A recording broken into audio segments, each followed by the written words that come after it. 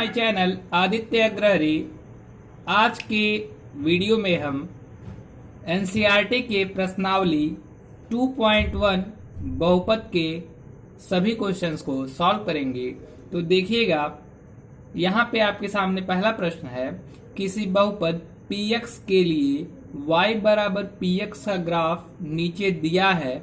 प्रत्येक स्थिति में px के शून्यांकों की संख्या ज्ञात करना है। तो देखिएगा, px के शून्यांकों की संख्या ज्ञात करना है तो हमारा काम होगा, हमें चेक करना होगा, हमें जांच करनी होगी कि जो ग्राफ है, जो ये ग्राफ बना हुआ है, वह इस x अक्षांश को कितने पॉइंट्स पर काट रहा है। तो देखिए, यह जो लाइन है सीधी रेखा, वह x अक्षांश को किसी भी पॉइंट पर काट नहीं रही है, इसलिए इसके कितने शून्यांक होंगे? 0 शून्यांक होंगे। ठीक है।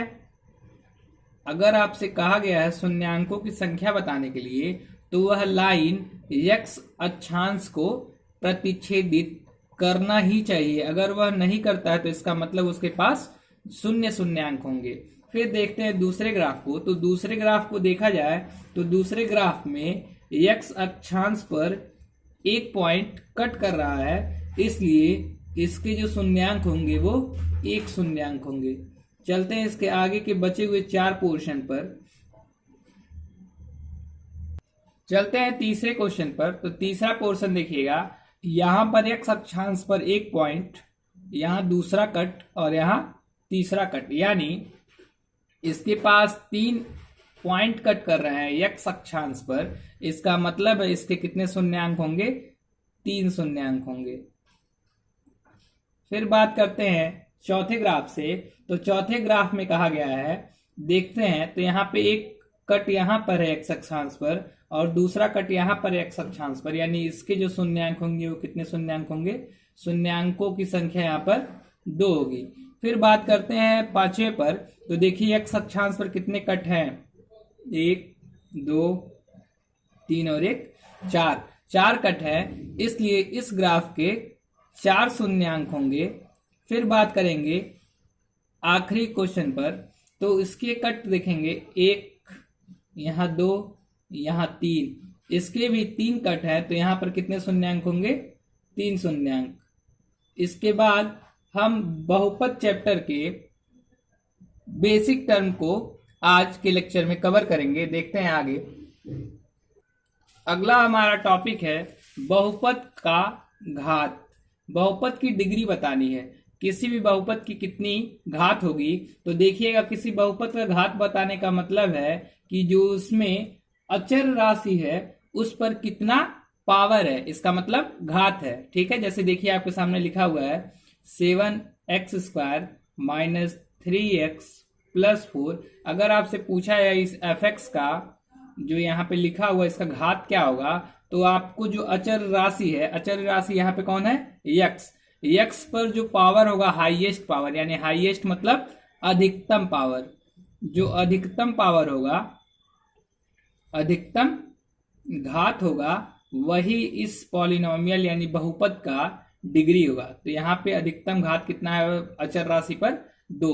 अगले क्वेश्चन में देखते हैं, fy is equal to 9y पे पावर 7 माइनस 7y² प्लस 3। तो यहाँ पर अगर हम अधिकतम घात की बात करें, यानी बहुपद के घात की बात करें, तो यहाँ पर अधिकतम घात हमेशा अचर राशि पर देखते हैं। तो यहाँ अचर राशि है y और y पर अधिकतम घात है 7। कभी भी आप घात चर राशि के पर मत देखिएगा, हमेशा अचर राशि पर। जैसे एक और आपके सामने उदाहरण दिया जा रहा है, gx बराबर 3x³ plus 4x² minus 3x plus 7। और आपसे कहा गया कि इस पॉलिनोमियल यानी बहुपद में कितना घात होगा, तो अधिकतम घात होगा, इसमें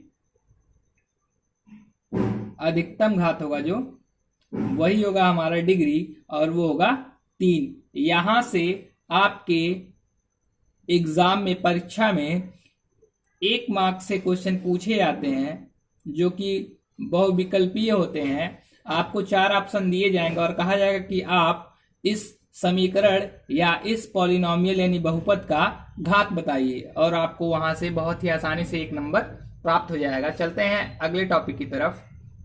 चलते हैं रैखिक समीकरण, जो कि बहुपद का प्रकार है। इसमें जो इसका स्टैंडर्ड फॉर्म, स्टैंडर्ड मतलब जो आपका मूल रूप है वो है ax प्लस b, जहां पर एक कभी भी 0 के बराबर नहीं होना चाहिए।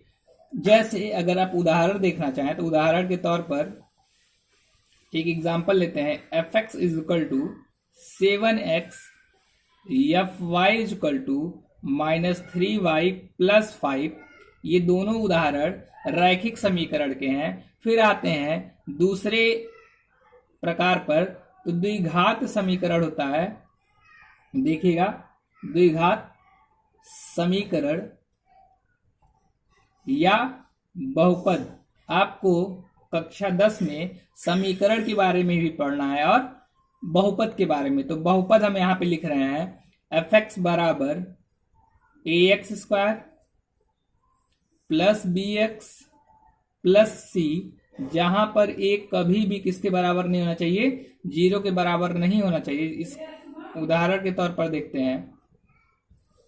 fx बराबर 7x स्क्वायर माइनस 3।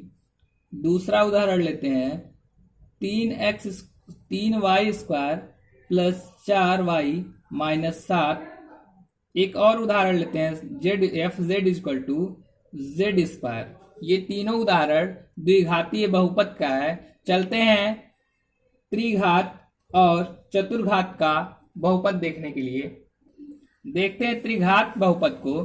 तो त्रिघात बहुपद का जो मूल रूप है fx बराबर ax cube plus bx square plus cx plus d, और यहां पर भी कौन 0 के बराबर नहीं होना चाहिए, a। यहां से क्या उदाहरण ले सकते हैं, देखिएगा उदाहरण के तौर पर क्या देखते हैं। fx बराबर 3x क्यूब माइनस 7, fy बराबर 7y cube plus 3y square minus 8y plus 4। चलते हैं अगले टॉपिक पर, जो कि हम अगले लेक्चर में कवर करेंगे।